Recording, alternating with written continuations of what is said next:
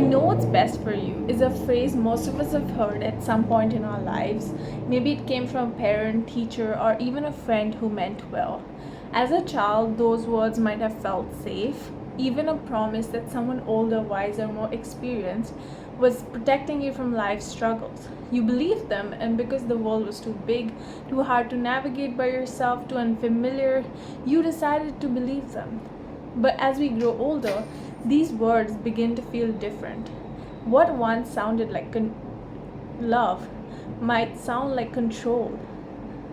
And you start thinking, what if they don't actually know what's best for me? What if I do? Something I've noticed and come to realize while guidance in childhood is necessary, it becomes harmful when it robs you of the chance to develop your own voice and your own agency. To be fair, it makes sense at first. As kids, we're figuring out the world. We don't always have the words to express what we need or what we want to experience and make sense of big, complicated feelings. So, we lean on those who are raising us, trusting them to protect, guide, and make decisions in our best interest.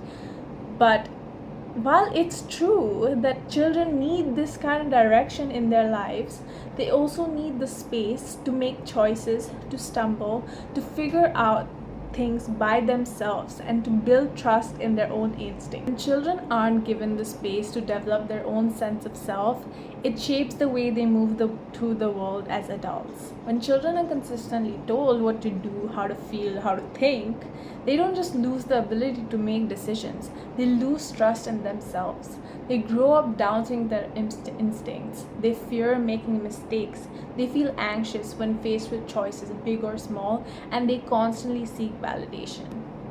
And because they have been conditioned to believe that someone else knows what's best for them, they're vulnerable to replicating this dynamic in adulthood, whether with partners, bosses, friends, or even authority figures. When this skill of thinking for yourself is not nurtured, it creates adults who go through life disconnected with themselves, uncertain of their own needs and wants, waiting for someone else to decide for them. As we get older, the phrase, I know what's best for you, starts to show up in different ways. It may not be as direct as like in statements, if I were you, I would do this, trust me, you'll thank me later.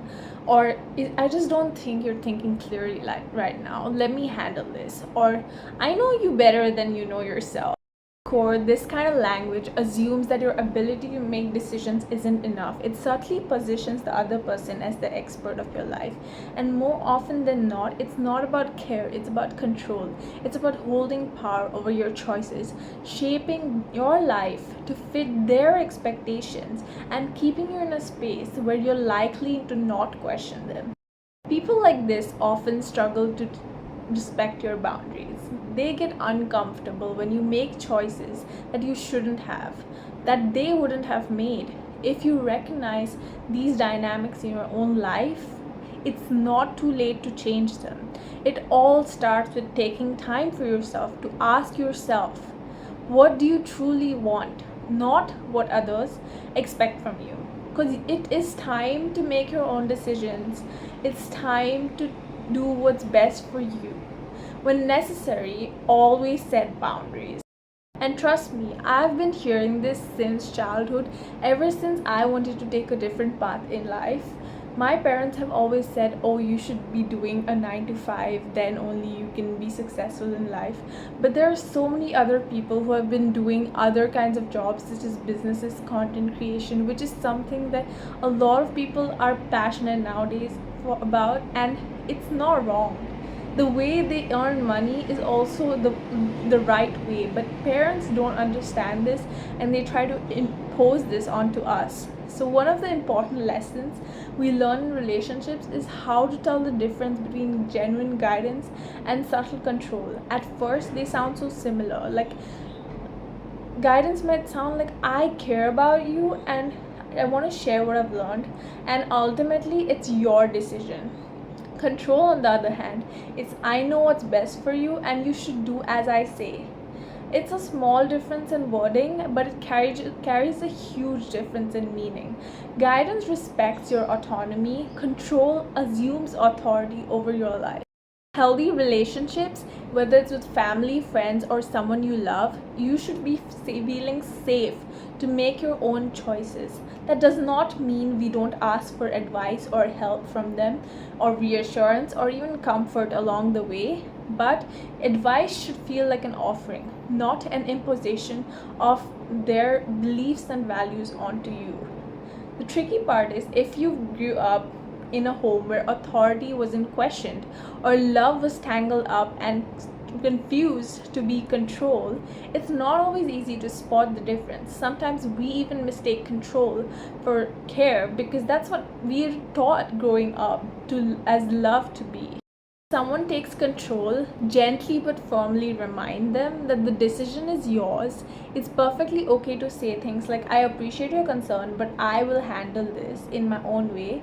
Thank you for your input, but I need to trust my judgment here. Remember, it's okay if others don't agree with your choices.